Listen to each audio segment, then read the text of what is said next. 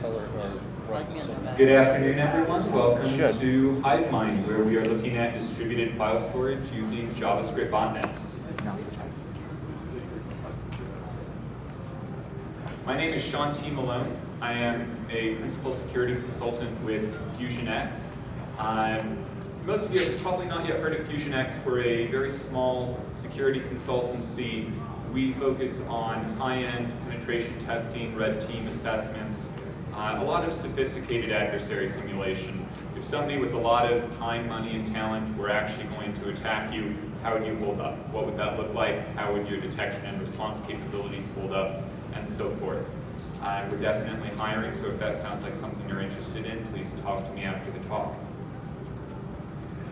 The problem that we're addressing here is sometimes there's data that we have on our systems that we don't want other people to see. And as we saw in this news article, and this is just one sample, there have been many similar items in the news lately, sometimes encryption is not enough. Even when you have something encrypted, there's always a key to decrypt it, whether that's a password, a hardware token, any sort of artifact there that can be extracted from you through extortion or some other means will provide the access to get to your data. So the idea here is to provide a means of storing data such that if somebody attempts to seize that data, it's gone completely. So the solution, store the files on someone else's system. So if your server is seized, the data is simply not there. Isn't that illegal? The answer is, in most cases, yes, it is.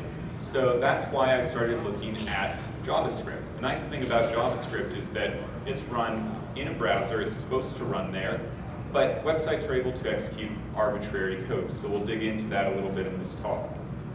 So we're going to look at doing this with standard functionality. There are no exploits here. We're just looking at some tips and tricks and a framework, a methodology for how we can store significant amounts of data in a distributed fashion. So what we're looking at here are all features, not bugs. All of these techniques are used for real web applications out there, and there's nothing to patch. If we were to remove these features from web browsers, it would break a lot of the more modern web applications, because web applications are getting richer and richer, more and more complex. They can do more things, they can do it better and faster. This is great. It's what enables a lot of the rich experiences that we see in web applications these days, but it also provides a lot of very useful utilities that an attacker may be able to manipulate for their own purposes. So starting off with the disclaimer, this is a research project. The code is still very much in a pre-beta phase, and while I will be releasing the code, I don't recommend using it for critical data and something that you can't bear losing. Obviously, that's the idea, to get it to that point eventually where you would use it for data where you would rather lose it forever than have it pinned down on you and have somebody retrieve that data if they seize your system. The second component is that I'm not a lawyer and I'm not giving legal advice. And as with many things presented at the conferences this week, this can be used for evil. Don't do that. We've seen web browsers change a lot over the years. They start off with the most basic form of data storage on the client side, and that's the browser cookie. Then we have JavaScript for data processing, and that then leads to the AJAX, the asynchronous JavaScript and XML, where it's that background data communication between the browser and the server. This then leads to more advanced HTML5 technologies such as web storage, which is sort of like cookies on steroids, where you can store significantly more data in more complex fashions. Web workers let you spin off data processing threads that are separate from the application so they don't hang up the GUI there. And WebSockets let you establish the bidirectional communication. So again, it's sort of like new and improved version of AJAX. So the end result here is that a web browser has become a computer program that will communicate with my server, execute any code that I pass down to it, and store any data that I send. The end result is that you basically have a botnet node that's running on every system out there, every desktop system at least. You might look at this and say that browser sandboxing and all of the new security features built into these browsers, cross-origin policy, and all of these other items might make it difficult to access data and execute code. But the end result is that I really don't care about that. All I need to do is run code in the sandbox environment, store data in the sandbox environment, and retrieve it from there. So I'm not trying to read data from other sites. I'm not trying to read files off of your computer. This all exists within the normal browser security model. So again, there are no bugs here. This is all features.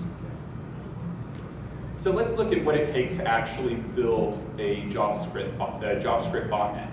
As with any botnet, the first step is to actually infest the nodes. And there are a number of different ways that this can be done. Starting off with sites that you own. I own SeanTMalone.com. If somebody goes to SeanTMalone.com, it downloads the HTML, the images, all of the other assets from that server, and it executes any JavaScript files that are provided. So that right there is a potential injection point where I provide a particular piece of JavaScript that adds their browser to the node. Next is compromised sites, which is basically the same thing without permission. If you can find a cross-site scripting vulnerability, particularly a persistent cross-site scripting vulnerability, you can inject JavaScript or inject an iframe and add the nodes of whoever, or add the browsers of whoever visits that compromised site to your botnet as new nodes. URL shorteners are a fun one. If you go out and create a URL shortener, that sure, it displays the site that it was supposed to display, but it perhaps puts that in a full screen iframe, and there's another iframe on the page that's actually running the botnet code. Ad distribution networks. This is something that was discussed at Black Hat this morning. There are ad distribution networks out there that will allow you to provide an iframe URL or a JavaScript file that will be included with your particular ad. The usual purpose is to drive traffic to your site from many different IP addresses and boost your search engine rankings and such. But there's nothing to prevent you from putting whatever sort of JavaScript botnet code in that iframe as well. This is one of my favorite here, the anonymous proxy server. This is something that I've been working on where you stand up an anonymous proxy server that's out there listening on the internet, port 8080, and it will be picked up. Someone will find it, someone will put it on the list of anonymous proxies, and people will start sending traffic through that server. And they're usually not paying attention to things like, are you modifying the server, or the traffic as it goes through that server? Are you injecting an iframe into every page that they visit? And this is a very effective technique to build a large botnet in a relatively short period of time. As an example benchmark on this, I have a proxy server that I've been doing some work with where I stood it up, did not advertise it anywhere. It was just out there on the internet as an open proxy. And after a few weeks, it had been picked up, published on these lists, and I was getting hits from roughly 20,000 unique IP addresses in the space of 10 minutes. So it's a huge amount of traffic. Actually, I need to worry about having too much traffic going through there as opposed to not enough. For command and control, this is where the HTML5 WebSockets come in. This quote is from the official working group publication on WebSockets, where it says, the purpose is to enable web applications to maintain bidirectional communications with server-side processes. I mean, that could have been written to apply to botnet command and control type technologies. That's exactly what we want to do, to be able to push data back from the nodes and push commands down to the nodes. When that doesn't work, we can always fall back to Ajax, and that's something else that I've run into where these browsers may be trying to connect with nodes, but for one reason or another, they don't support WebSockets. It won't get through whatever proxies they're going through on their end. It won't get through the particular technique that you're using to infest the nodes, such as if you're using that anonymous proxy technique. Sometimes WebSockets don't play nicely with that. So it's good to always be able to fall back to the more old school Ajax technologies. For data storage, we're looking at HTML5 web storage. Again, this is something where it says it's designed for storage that spans multiple windows, lasts beyond the current session. Web applications may wish to store megabytes of user data. Why have it be user data? How about my data? On the back end, it's a Ruby on Rails application, though you could use any technology for this. The data storage on the back end is MySQL for the active record component, simply because it's easy to use. It's extremely easy to prototype web applications using that framework. But as I got into that, I realized, no, that's not really going to cut it for some of the types of data tracking that I need to do. So I brought in Redis as well, which is basically an in-memory key value storage. That's very useful for storing data that changes very quickly. It's in memory, so it's very fast. And you can set an expiration on keys. So if you have block data that you only want available for 20 seconds while you're reassembling a file, it's great to be able to set an expiration on it and have it expire and disappear as soon as you're done assembling that file. So that's an overview of how we can build this botnet and use it for, just have a botnet that we can use for any purpose.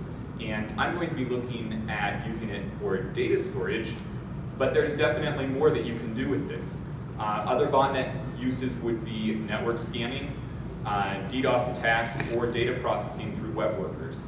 That last one is particularly interesting because anything that you can break up into individual tasks of data, such as password hashing, Bitcoin mining, anything like that, you can push out and have run in separate threads with web workers. So on a quad-core system, you can have 4 cores working to do your dirty work for you in JavaScript. And again, there's nothing out there to stop this. This is a feature of modern browsers. So we have a botnet. Let's look at what it takes to actually take that botnet and build a file system from it. Starting off with some definitions. A file block is what I use to simply refer to a piece of an uploaded file with a set maximum size.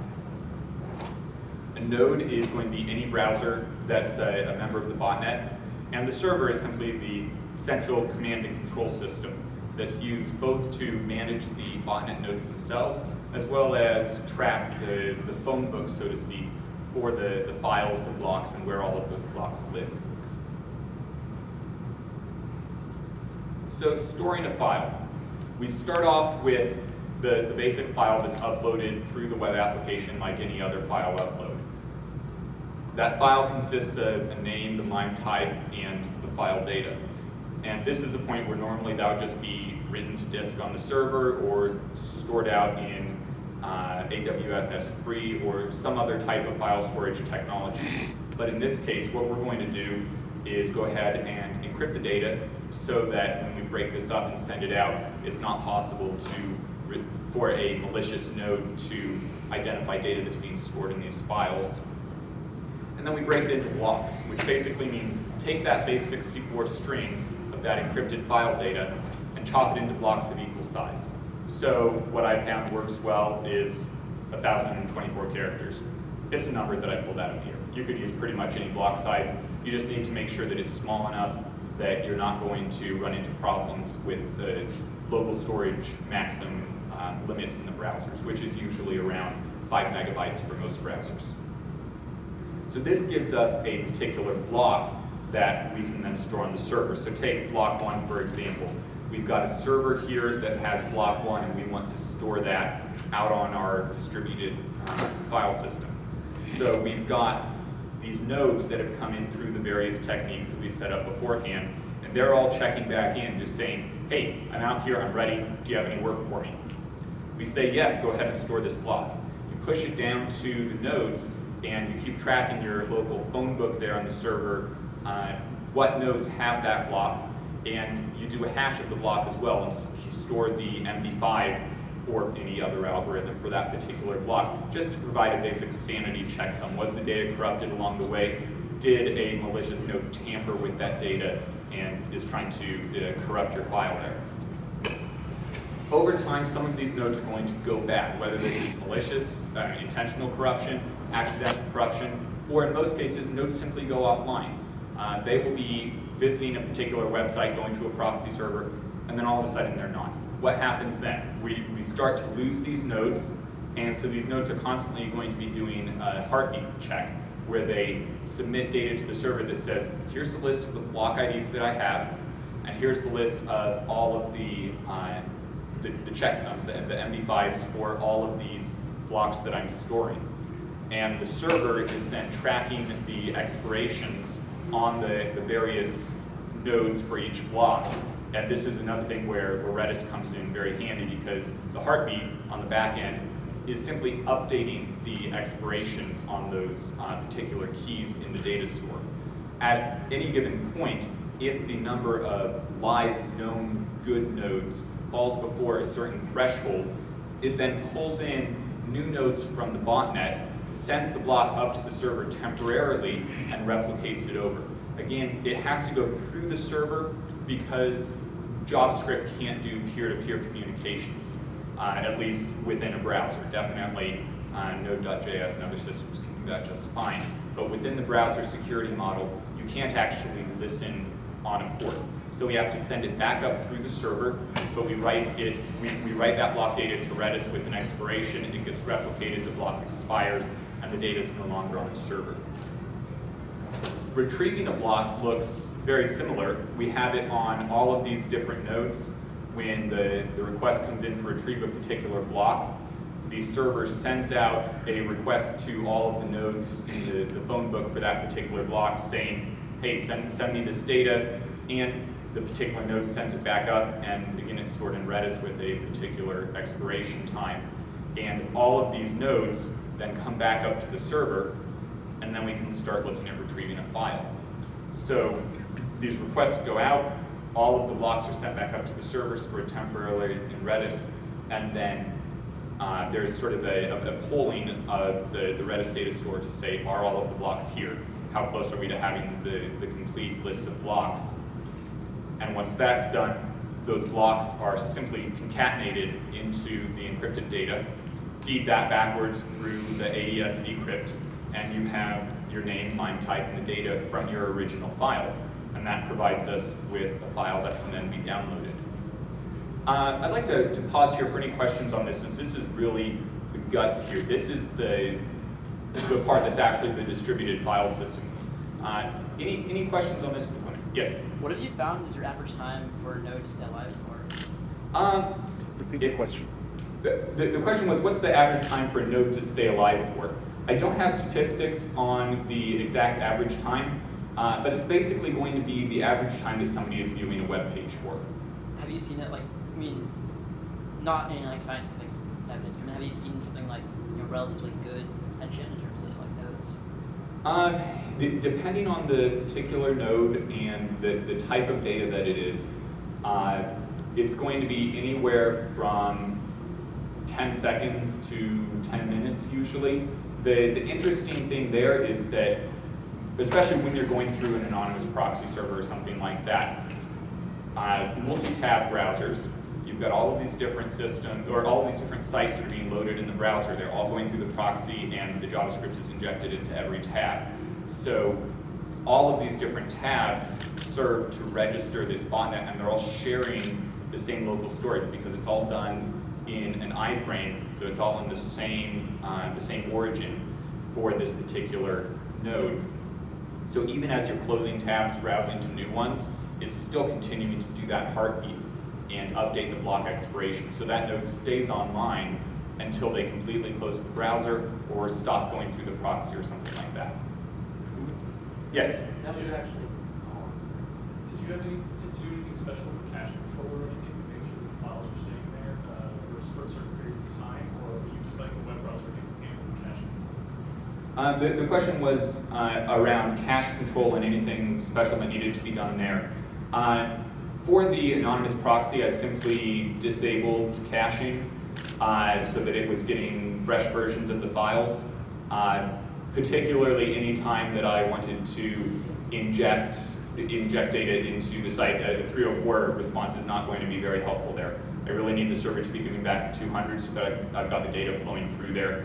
But it's a very straightforward procedure to simply strip those cache-related headers from the upgoing request and then modify the data as it comes down. Yes? This might sound like a stupid question because web technologies are now able to sounds almost a little bit like a way. Do you have any kind of way to determine if there are particular seed nodes that will reliable and be able to provide blocks to your new node into botnet that you're trying to redistribute your blocks to? The question was whether there are any particularly reliable nodes or super nodes that could be used to source the blocks from. I don't make a differentiation on that. It's probably possible to do that, do some statistical analysis of the nodes, how long they're staying online, how reliable the blocks are that they're sending up. But right now I simply send out data or send out a block request to all of the nodes that have it. Whichever one responds back first writes that key, and because I'm doing that MD5 check server side, it's known good data. So faster nodes are going to reply faster and make it easier to replicate that block. But I've not made an attempt to specifically designate supernodes for that purpose. Yes? 2 questions.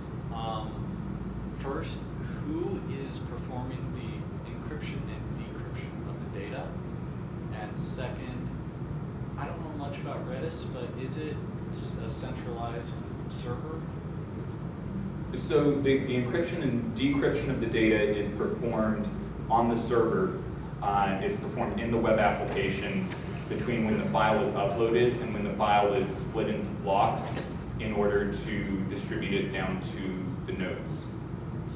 So if someone gains access to the command and control server, they automatically gain access to all of the data? For some understandings of gain access, yes, and that's something that I'll get to on the next slide. Sorry. Then I'm sorry, what was the second question? Is Redis centralized? So Redis is a software program that runs on the same server.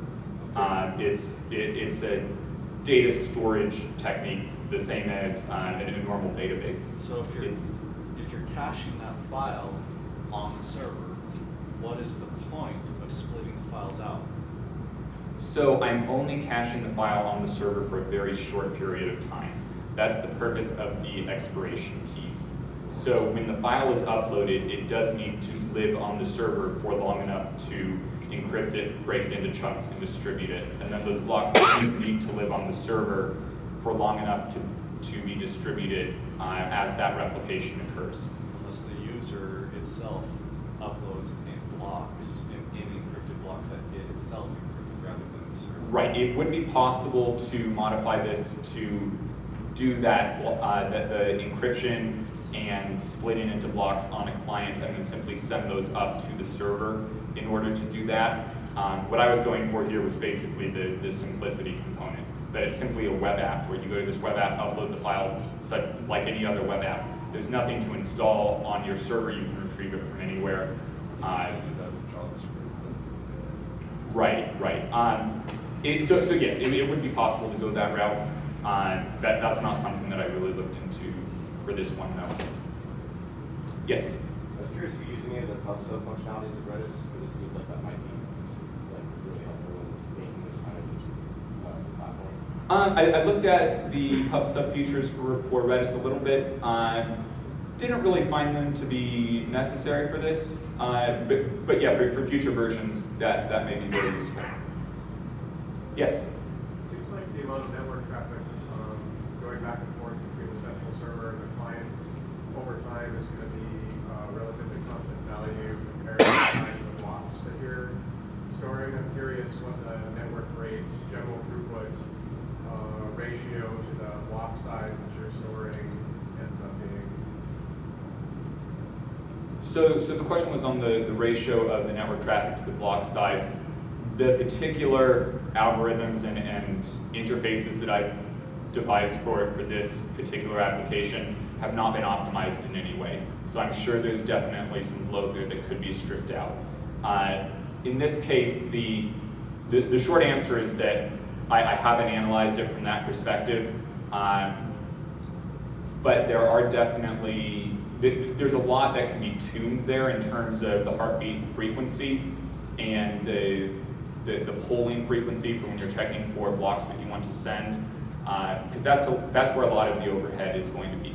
The actual block, the block storage and block retrieval, that's going to be very little overhead overall. It's simply an AJAX request, so you've got your normal headers and such there.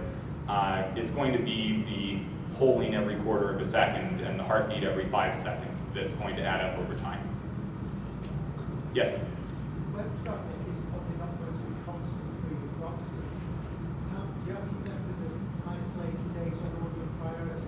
So if the traffic volumes drop, say, for example, at 5 a.m. in the morning, one of the most essential ways to save on the solution? Data prioritization is not really in scope for what I'm doing here. The solution there is to simply have a large enough botnet spread throughout enough different regions of the world such that people are going to be online in at least one region of the world at any given time, so you've always got a sort of critical mass. And that's the reason for having the replication. And you could even get a little bit more specific about it and deliberately replicate to certain areas of the world at different times. But the algorithms are going to handle that themselves to some extent, because as, say, Europe starts to go offline and those nodes go offline, the ones that are still online may be more in the United States, and so it's automatically going to replicate to those nodes that are still online. All right, so moving on to what happens when everything goes wrong. This is the whole purpose of doing this type of storage. There are obviously a lot of assumptions and limitations here, and so the question is why do this at all? It's really around server seizure. If somebody comes in and seizes that server, they unplug it from the wall and walk out of the room, and they're going to do forensic analysis, and they're going to get a court order for whatever encryption keys are necessary. That doesn't work in this case, and that's the beauty of this system, because nodes are going to go offline. They're no longer talking to this server because the server's not there. And as they go offline, block replication has failed. The server's not there, so it's not replicating to new nodes. And the blocks are lost, because as soon as all of the nodes go offline for any given block, the server has no way to retrieve that block. It's simply gone. And the files are unrecoverable. So when this server is seized, even if, again, based on that node lifetime of roughly 10 minutes maximum in most cases, the block is going to be lost after all of those nodes go offline. So say half an hour, and I don't know of any 3-letter agency that's going to pull a server, analyze it in an hour, and realize they better plug it back in if they want to see that data. So obviously there are some things that could be done if you're going to analyze logs, if you're going to get logs from the ISP, anything like this. Go out and find all of the nodes associated with those IP addresses and seize every single node in order to reconstruct this. That can be done technically, but it's definitely not feasible, and it's definitely not as easy as walking into a data center and seizing a single server. Yes? Well, it's totally unrealistic to recover from that. Do you randomize your block IDs so that you don't store parts of the same file contiguously across, so that like, if they were to recover like individual pieces from like compromised hosts, they could just string together the IDs in order? And so I'll show you that in the demo, but the block IDs are UID based. Cool, okay. So yeah, it's extremely difficult from simply looking at a block to know anything about the type of data there. The only thing that you could really do is I'm not padding the last block, so you might be able to say this block goes at the end of a file, but that's about it. Yes? I would even argue that given those points right there, Redis is a better thing, because MySQL is going to persistently push on the disk, and that is recoverable, whereas Redis is free, and you have a lot better chance of Exactly. That's definitely a benefit of Redis, since it's an in-memory key value store instead of something that's written to disk. Right. Redis does persist by default, so it is going to write to disk every so often to do the persistence. It's got better performance since the initial read-write is memory, but the persistence is something like you mentioned that can be turned off, and that's something that you'd likely want to do in this case. So right, it's all in RAM. You pull the plug, it's not there, and even if you do in-memory forensics while the server is still turned on, it definitely gets complicated there since you've already expired the blocks. That memory's been overwritten, and so on. I haven't looked at this from an actual practical forensic perspective, where I've given a server running this to a forensic expert. But the theory's pretty sound there, I think. What they'll do is they'll freeze the memory and do a cold boot attack and do forensics on that. Right. I mean, you can do a cold boot attack and get the RAM, but again, what you're getting there has likely been overwritten multiple times as all of this replication occurs. And if you're missing, Server's turned off. I'm sorry. I mean, once the server's turned off. Right. So Yeah, it's and not- once it's turned off, the replication fails, and so forth. Yes. So what's to prevent you from spinning up 1,000 different browser instances, getting all the data to these different instances, and the three-letter agency seizing your server, turning it back on, and same browsers? Nothing. Right, and you've hit on one of the weak points here, is that it is definitely possible to poison the botnet. It's possible, if you figure out how the nodes are being added, where that communication occurs, if you have enough nodes that are controlled by this three-letter agency, such that you then have enough of the nodes and you're logging all of that data, you have you have the phone book, so to speak, the directory of files and blocks from the server that you seized, and you've got and again, because all of that is stored only in Redis, you would need to do the memory forensics there, and you would also have to find a way to extort that encryption key that was used to encrypt the file initially. But the feasibility of that, I think, is pretty low. And it's something that requires knowing exactly how that data storage is being done at the beginning. So that's something that you have to plan well in advance of seizing the server, as opposed to simply knowing this person is of interest, we're going to go seize all of their IT assets. Yes? Do you have like a kill switch anywhere that like immediately as soon as the node goes offline, it wipes the local storage, or if you want to send a message to all of your connected nodes, wipe everything? I haven't implemented that yet, but it'd be trivially easy to do. I currently wipe the data whenever you trigger a file deletion, but it'd be very easy to write something on the browser side as well that says, if you can't reach the server within 1 minute, 2 minutes, simply wipe all your local storage. So there's some interesting unanswered legal questions here. The first is, can a website store significant amounts of data? Can they do this? Is this legal? Is this ethical? And this is very analogous to something like ads. If you go to a site, you're expecting that that site is going to try to serve up ads. Those ads may be flash ads, for example, so they're going to consume network bandwidth, they're going to consume at least temporary storage on your computer, and they're going to consume processing power. So I would maintain that what we're doing here is not any different than that. It's the same sort of thing. It's functionality that's in no way essential for the web application that you're intending to visit, and there is nothing that is actually illegal about writing data to a particular node. But again, that's not legal advice. That's just my own personal perspective on this. Same thing with bandwidth and processing power. This really comes into play when you start looking at the web workers for JavaScript data processing. If you're churning through CPU, and if you're going to make the computer a little bit sluggish, or if you're going to rack up their power bill, or on the bandwidth side, if you're paying by the megabyte or by the gigabyte, and you're using that node to conduct a DDoS attack, you're doing that with other people's checkbooks. So I think, especially ethically, there's a little bit more of a clear-cut problem with that. Legally, still a bit of a gray area. If somebody did deliberately decide to go to a website and download and execute the JavaScript that was present on that site. Yes? Have you tried this on cell phones at all? I have not tried this on cell phones. There are cell phone browsers that support local storage, and I believe there are some that support WebSockets. So basically, any browser that supports this, there's no reason why it wouldn't work. It's just another computing platform. It works really, really well. But you're limited to 5 megs of local storage on mobile devices.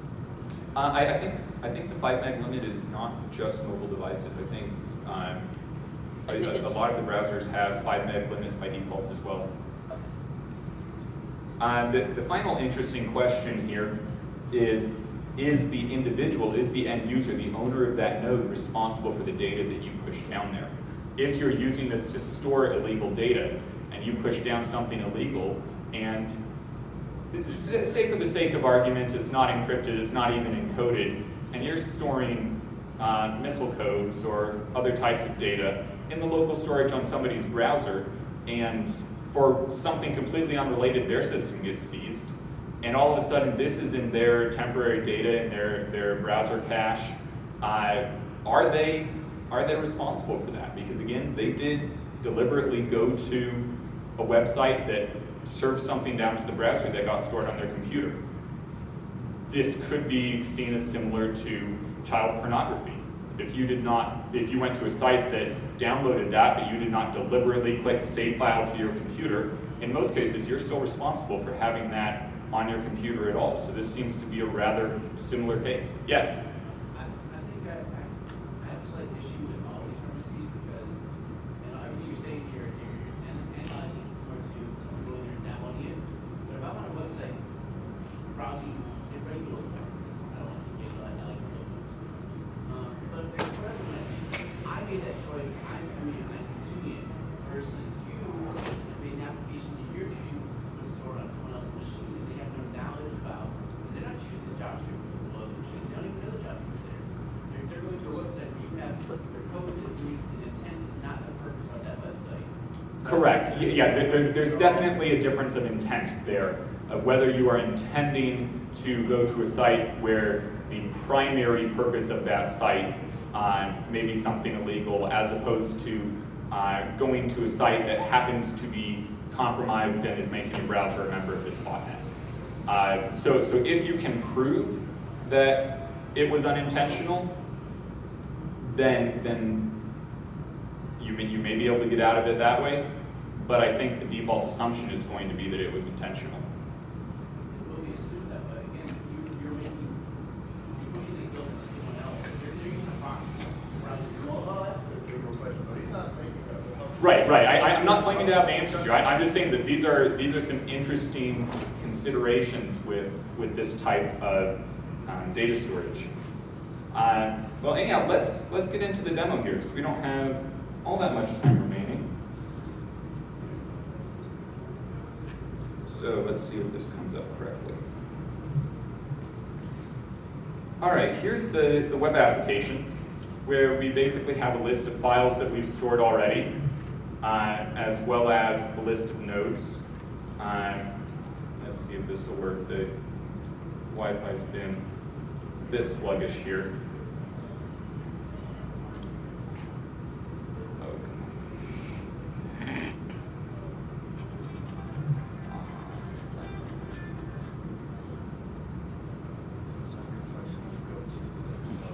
on. I know.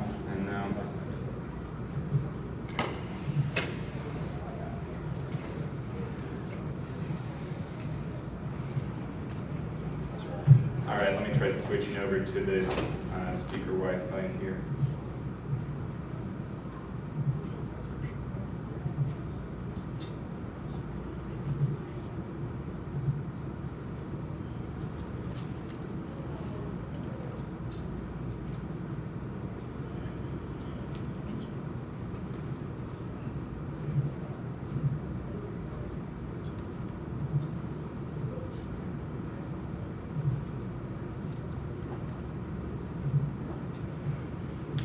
Anyone have the key for this network? Say it out loud. Should I check show password? At least this way we get to know the length of the password.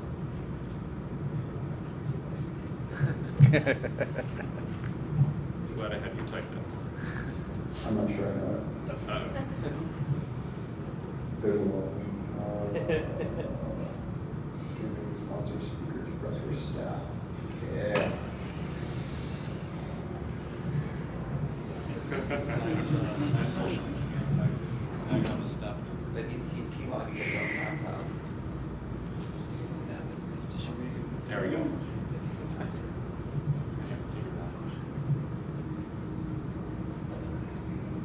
There we go. All right, so this is a list of nodes that are active in the last minute. I am still troubleshooting the actual proxy injection technique, trying to deal with the massive amount of traffic that's being sent there and figuring out how to throttle the traffic in a way that doesn't throttle the botnet traffic as well. So these are mostly test nodes that I own that have been set up for this demonstration. You can see here we basically have an ID for each node, an IP address, the UID, which is basically how the browser remembers what node it is and identifies all of the traffic that's being sent back, and the last updated. So every time that request comes in, either a heartbeat or just a queue check to see if there are any commands, it updates that last updated time, and we use that to decide what nodes are we going to distribute to. We only want to attempt to distribute to nodes that are currently online. So going over to files here, the upload is very straightforward. It's just like any other web application here. Put in a password, choose a file to upload, and go. So it takes a little bit of time here because you've got to upload it and distribute it before it actually saves it. And here, this is pretty much the only information that's being stored. You've got, let me go into the detail view. You've got the file name and ID, the UID, but you don't even see the original file name or the type of the file. All of that metadata is stored in, it's just a JSON data store that's then encrypted and split up into these blocks. So here's the data that this file consists of. Here's what I mentioned earlier with it's all UID based. So you just have file block, dot, and then UID for that file. So this is all of the file blocks, and these are the nodes that they live on and when these nodes were last updated. So if any of these nodes, so the replication is set to 4 right now. Again, all of this is tunable. So it distributes to 4, and if it ever drops below 2, then it will go ahead and read that block in and replicate it to a new node. In production, you definitely want these values set higher since it's fairly easy to lose 4 nodes at the same time. And you can see it's a large number of blocks here simply because the block size is set to 1,024 characters, or roughly a kilobyte. So going back to our file list, we can now fetch this file, where you simply enter the password, and we'll do an incorrect password first just to show what that looks like. It loads the file blocks and says password incorrect. It's simply not able to decrypt that. So let's try again. And that is a legitimate loading bar in the sense of it's actually saying what percentage of the nodes have, or what percentage of the blocks do we have the data for. And the expiration time for Redis right now is set to 20 seconds, so if it can't get all of the blocks back in 20 seconds, it'll lose the ones that it has so far, and you'll have to just start the process over. Again, 20 seconds is just the number that I picked. That may be tuned differently in production. Putting in a different password this time.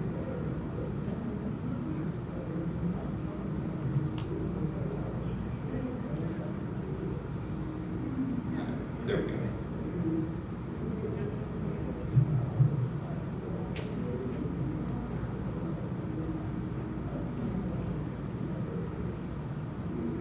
Seems the staff network may have bandwidth issues as well.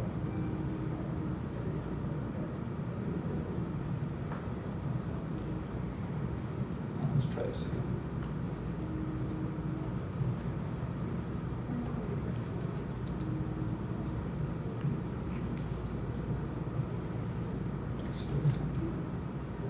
Are those machines on Amazon files?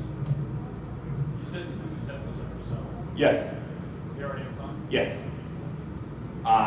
But you can put it anywhere. Yeah. It's just an AWS instance that's running this right now.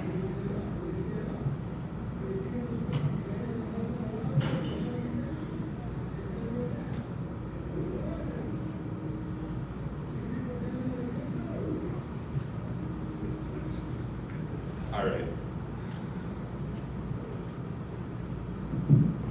There we go.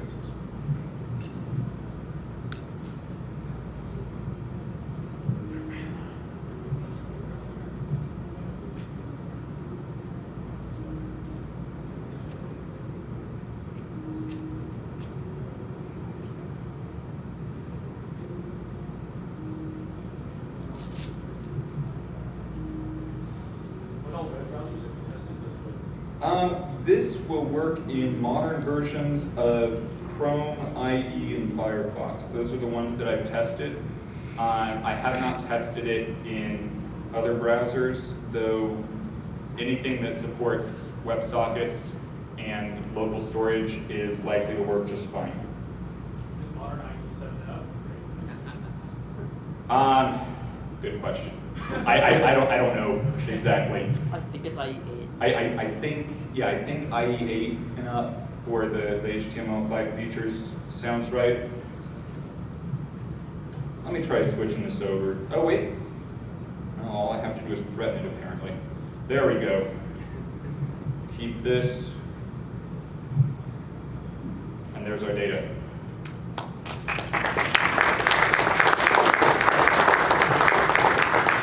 Obviously something that's becoming more and more dangerous to be caught with. Looking at this real quickly on the node side here. Here's an example going through the proxy. I went to my site, SeanTMalone.com. I've got Foxy Proxy here that's set up to funnel traffic through my particular anonymous proxy server. And let's look at the HTML here. What I've done is simply replaced the ending body tag with an iframe right before it that loads the node in here. This node is nothing other than an empty HTML frame with the script tag to load our main application.js, and which is all of your jQuery resources and such, and the bot.js where all of the processing occurs. If we look at this in the console here, scrolling up a bit, we'll see here's where it's sending data back. All of these different requests here. This particular node is configured as an Ajax node in part because Firebug and others haven't quite fully caught up to show this sort of data for WebSockets. So it's nice to be able to see what's going on. So we see all of the different blocks being sent back there. And okay, I guess we're not showing the entries for where it actually stored this data. The check queue is exactly what it sounds like. Check the command queue, see what's happening. Are there any blocks to store? Are there any blocks that I should be sending back? Now let me go open that here. See if I can load this at all.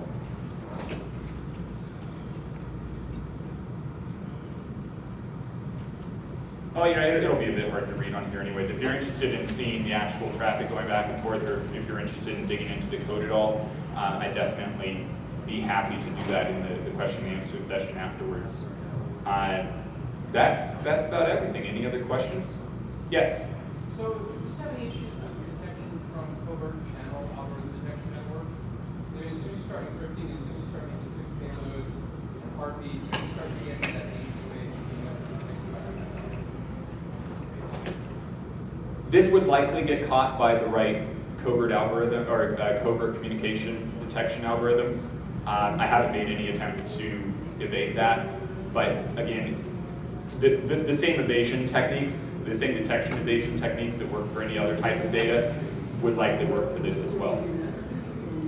Yes? So are there any plans to decrease the amount of time between, say, that block of data and how long before Redis decides I need everything 20 seconds to account, maybe for nodes that might have latency or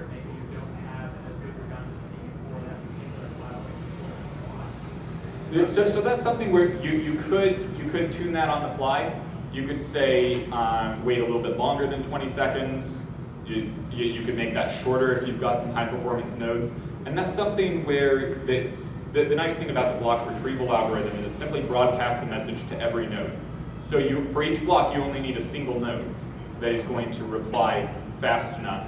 And so the easier way to account for that may be to simply increase your replication count so that you're replicating to more and more nodes, and you've got a higher chance of having one that's going to respond very quickly. On that same thread, is there any thought towards increasing the amount of time between heartbeats?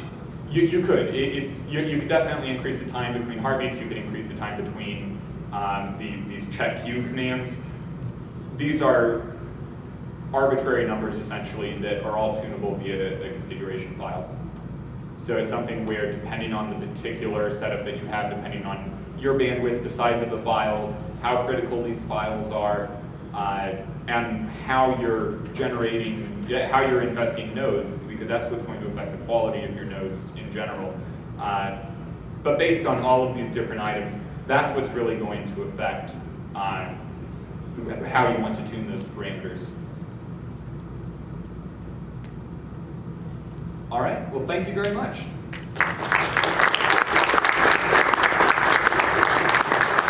And I believe there's a Q&A room for additional discussions. Yes, Is there's that a correct? Q&A room down the hall. All right, I will be there. Thank you.